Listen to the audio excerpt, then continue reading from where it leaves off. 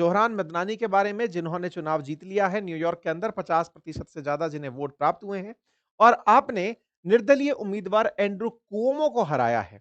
आप बाइडेन वाली party democratic party से थे। कुओमो जो है वो निर्दलीय पार्टी से थे और कुओमो को हराने में इन्होंने मेहनत तो की क्योंकि जो ट्रंप की पार्टी से निकले हुए रिपब्लिकन्स थे उन्हें बहुत कम वोट मिले।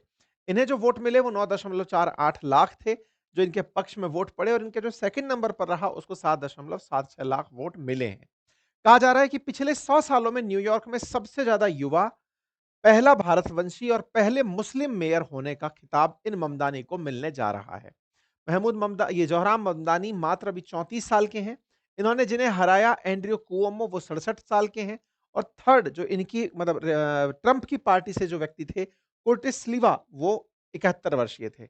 मैं आपको यहाँ पर बता दूँ कि ट्रंप ने अपनी पार्टी के उम्मीदवार का समर्थन नहीं किया था, एक निर्दलीय का समर्थन किया था इलॉन मस्क ने और ट्रंप ने, लेकिन उसके बावजूद भी वो जोहराम ममदानी को हराने में कामयाब नहीं हो पाए।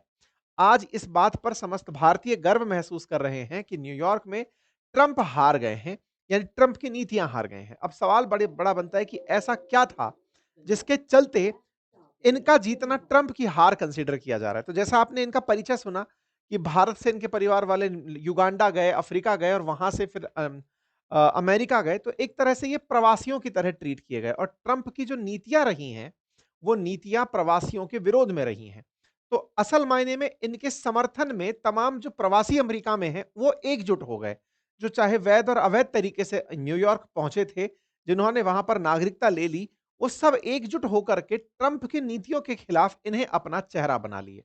ट्रंप और नेतन्याहू पिछले लंबे समय से जिस तरह से निकल कर आए एंटी मुस्लिम, तो उस बात का भी इन्हें फायदा हुआ। इन्होंने मुस्लिम वोट जो कि लगभग 8 से 9 लाख के बीच बताए जाते हैं न्यूयॉर्क में, उन्हें एकजुट करने में जबरदस्त रोल प्ले किया। कहा जाता है कि ये भारतीय जो फ़िल्म मेकर मीरा नायर के जो बेटे हैं और जिस तरह से इन्होंने भारतीयों को भी वहाँ साधा, भारतीय फ़िल्म डायलॉग्स के माध्यम से अपने चुनाव कैंपेन को बहुत ज़्यादा जेन ज़ी ओरिएंटेड बनाया। इंटरनेट का भरपूर उपयोग किया। उन चीज़ कई कई ऐसी विचारधाराओं को इन्होंने तोड़ा जो अक्सर बिलीव से परे थी, कि क्या ऐसे भी तरीके अपनाए जा सकते हैं। जैसे आप अपने चुनाव प्रचार में बहुत सी ऐसी जगह देखे गए, जहाँ उम्मीदवार को देखने की उम्मीद नहीं होती कि साहब ये बार में भी दिख रहे हैं, तो ये एलजीबीटीक्यू के साथ भी दिख रहे हैं, तो ये तमाम जगह पर दिखाई दिए। लोगों तक अपनी बात पहुँचाए। आप 1991 में जन्मे हैं, इकोनॉमिक्स में आपने ग्रेजुएशन किया है और 2018 में ही इन्हें अमेरिका की नागरिकता मिली है। 2020 में इन्होंने अपना पहला चुनाव लड़ा था। तब जाकर के इन्हें एक डेमोक्रेटिक सोशलिस्ट पार्टी के टिकट पर इन्होंने असेंबली का सीट हासिल किया था। ना इनके पास फिलहाल खुद की कोई घर है, ना कोई गाड़ी है। ये फिलहाल चंदे की रकम से ही चुनाव लड़े हैं। इनके चुनाव जीतने पर बराक ओबामा समेत जो इनकी तमाम पार्टी के बड़े लीडर्स हैं, उनकी तरफ से इन्हें बधाइयाँ मिली हैं। अमेरिका के प्रमुख अखबारों में इनकी हेडलाइन छपी हैं कि ममदानी न्यूयॉर्क सिटी के अंदर मेयर का चुनाव जीत गए हैं। इनके मेयर के चुनाव जीतने पर इनके समर्थकों ने जबरदस्त तरीके से इसे आनंद के रूप में सेलिब्रेट किया। इनके सेलिब्रेशन में जिस तरह की तस्वीरें निकल कर आई वो इस तरह से थी कि ट्रंप जिस तरह से अमेरिका के अंदर प्रवासियों के खिलाफ नीतियां अपनाते दिख रहे हैं, वहां ममदानी एक चेहरा बनकर के उन्हें टक्कर देने के लिए उठकर आए हैं। ट्रंप के बारे में मैं आपको फिर से बता दूं कि अमेरिका के अंदर 50 राज्य हैं, राज्यों के अंदर सिटीज हैं जहां पर मेयर के इलेक्शन होने थे। ट्रंप इन राज्यों के तो मसीहा हैं ही क्योंकि अल्टीमेटली प्रेसिडेंट ऑफ अमेरिका हैं, लेकिन वो मेयर के इलेक्शन में भी इसको आसान ऐसे समझते हैं, जैसे दिल्ली का जो चुनाव होता है, ये भारत सरकार के लिए भी मायने रखता है। तो बिल्कुल वैसे ही न्यूयॉर्क जो है ना, वो अमेरिका का दूसरा सबसे ज्यादा बिलियनियर्स रखने वाला शहर है। तो ऐसे में अमेरिकी सरकार का यहाँ बड़ा इंटरेस्ट होता है। सबसे ज़्यादा जो बिलियनियर्स हैं वो कैलिफ़ोर्निया में हैं और उसके बाद न्यूयॉर्क में ही हैं। तो अमेरिका का राष्ट्रपति कोई भी हो उसका फ़ोकस न्यूयॉर्क पर होता है। तो ऐसे में न्यूयॉर्क के अंदर बड़ी संख्या में प्रवासी भी हैं और पैसे वाले लोग भी हैं। तो ऐसी स्थिति में हर बड़ी पार्टी यहाँ के मेयर इलेक्शन में अपना इंटरफेयर रखती है। ट्रंप ने इनके खिलाफ प्रचार करते हुए यही कहा कि ये वामपंथी विचारधारा के व्यक्ति हैं। ये अमेरिका के अंदर प्रवासियों को बसाने के पक्षधर हैं। इन पर आरोप लगे कि ये ट्रंप के साथ-साथ ये इज़राइल के विरोधी भी हैं। ये यहूदियों से नफ़रत करते हैं और ये इस्लाम के प्रचार-प्रसार के लिए मेयर बन रहे हैं। ममदानी के बारे में कहा गया कि ममदानी इन तमाम विचारों से नहीं भटके।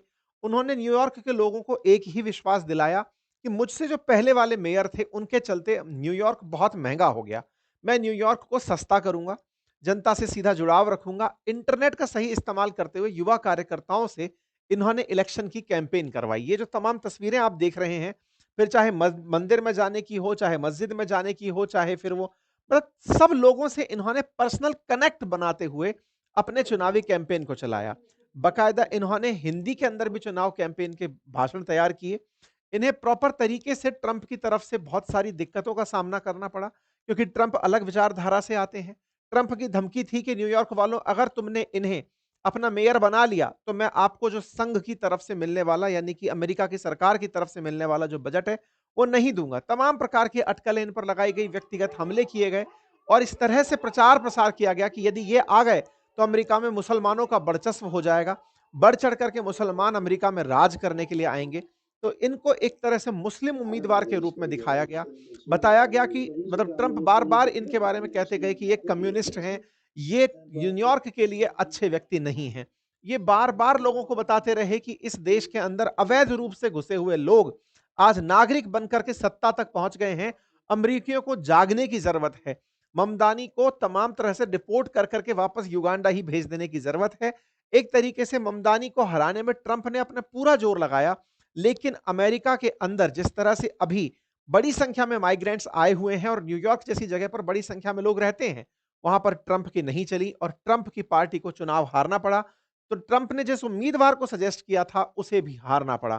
कुल मिलाकर के ममदानी, जो कि पागल कम्युनिस्ट टैग किए गए थे ट्रंप से, वो चुनाव जीत गए हैं। ट्रंप ने इनके बारे में कई तरह के एलिगेशन लगाए थे। ट्रंप का कहना था कि भाई मैं चाहता हूं कि मैं इन्हें, जहां से मैं इल्लीगलों को उठा कर बाहर भेज रहा हूं, इन्हें भी भेज दूं। बाय द वे मैं आपको बता दूं कि ममदानी ने एक सिंपैथी कार्ड यहां खेला। कहा कि 9/11 के हमलों के बाद में अमेरिका में मुसलमानों को रहना और उन्हें हिजाब पहन करके घूमना बड़ा मुश्किल हो गया था। ऐसे में इन्होंने अपने कुछ ऐसे इंसिडेंट साझा किए कि बहुत बार सबवेज के अंदर से हिजाब लगाकर निकलने में दिक्कत हुई है। तो ऐसी दिक्कत न्यूयॉर्क में ना हो, ये सुनिश्चित करेंगे। आपको बता दूं कि इसी तरह से यूके के अंदर जो लंदन है, वहां पर भी एक मुस्लिम मेयर है सादिक खान के नाम से, और इसी प्रकार से अब न्यूयॉर्क के अंदर ये होंगे जोहराम ममदानी। तो इसको इस तरह से देखा जा रहा है कि मुस्लिम्स ने धीरे-धीरे कुछ शहरों के अंदर अपनी संख्या बढ़ाई। अब वहां के जो शासन है, उसको भी अपने कंट्रोल में लेना शुरू कर दिया है। ट्रंप ने इसी कारण से जो रहे हुए बाकी लोग थे, जो श्वेत थे या फिर जो गैर मुस्लिम थे, उन्हें एकत्रित करने का प्रयास किया था, लेकिन फिलहाल वो निष्फल रहा। ये फिलिस्तीन के मामले पर भी वोकल रहे हैं, तो प्रधानमंत्री मोदी के खिलाफ भी काफ़ी वोकल रहे हैं।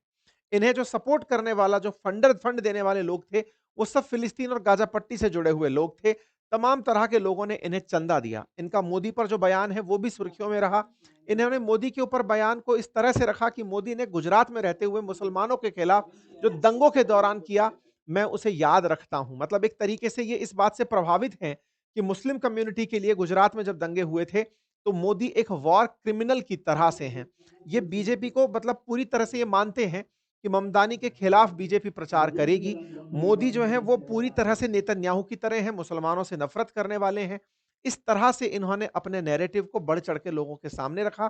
कुल मिलाकर के इनके बयान में भारतीयों को एकजुट करने में इन्होंने मोदी का जो यूज़ किया, वो असल मायने में मुसलमानों को एकजुट करने के लिए था।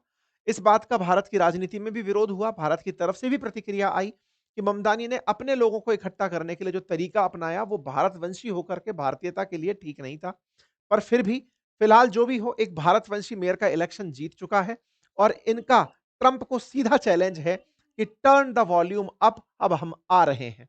अब आने वाले समय में देखना होगा कि ट्रंप इन पर क्या प्रतिक्रिया देते हैं, भारतीय इनकी जीत को कैसे लेते हैं, भारत के बारे में इनके बयान भविष्य में हम मीडिया के अंदर देखते हुए लोग कैसे लेते हैं। सारी बातों का विश्लेषण होगा। ट्रंप की तरफ से फिलहाल इतना ही है कि ट्रंप अभी भी आपके राष्ट्रपति हैं। ये ना सोचा जाए कि हम राष्ट्रपति पद से हार गए हैं। हम एक न्यूयॉर्क के अंदर शहर में मेयर का चुनाव हरवाए हैं, अपना कैंडिडेट नहीं जिता पाए हैं। बाकी फिलहाल के लिए इतना ही। जानकारी अगर आपको पसंद आई हो तो साथियों से अवश्य साझा करें। चैनल पर नए हैं तो सब्सक्राइब कर